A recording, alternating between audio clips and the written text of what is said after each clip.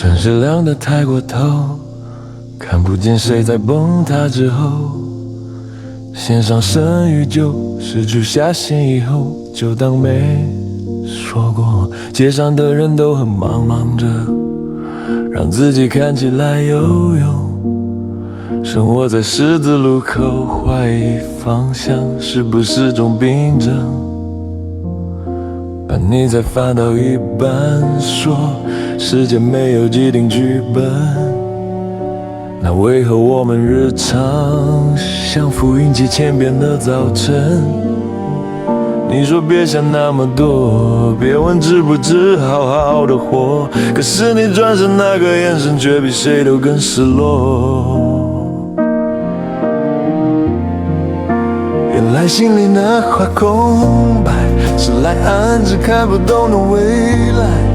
像已撕掉的单子，谁也不敢重写的期待。我们在噪音中发亮，却在暗记时崩坏。连爱一个人的勇气，都被世界慢慢掏空成空白。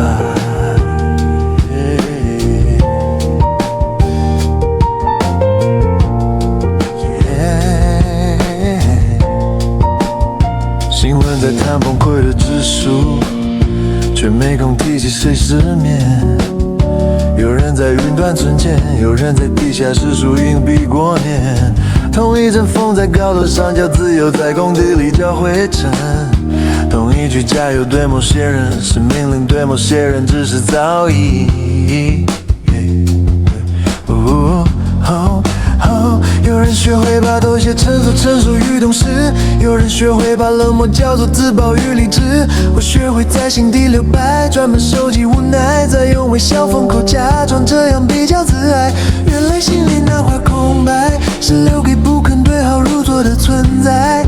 像场没有图案的拍戏，几次都抽不到意外。我们在规则里摆拍到忘了初衷长什么样，只记得曾经爱过谁，却想不起为何会投降。你说过要一起对抗世界，最后先向世界道歉的人是我。把所有愤怒改名叫疲倦，把所有眼泪折叠成礼貌问候。原来所谓成长，就是懂得在废墟旁边拍照，然后说一句还好，至少背景看起来很好。于是我把那块空白当成最后的避难所存在，把写不出的理想和说不出口的爱一起锁在里面发呆。这社会叫我要理性，却不肯替任何伤口负责，只好让心跳自己决定今天还愿不愿意为谁加速一刻。如果明天依然荒谬，就让今夜稍微诚实一点，承认害怕，承认愤怒，也承认还在想念。当所有意义都被清空，至少还剩下这一片，是属于我没胶卷的那一页。夜色把城市涂成橙灰色，像一个巨大的删除键。我在黑暗里眨眼，确定自己还没有完全实现。也许答案永远留白，也许问题本该悬在半空。只要明天醒来，还记得自己不想这么活着。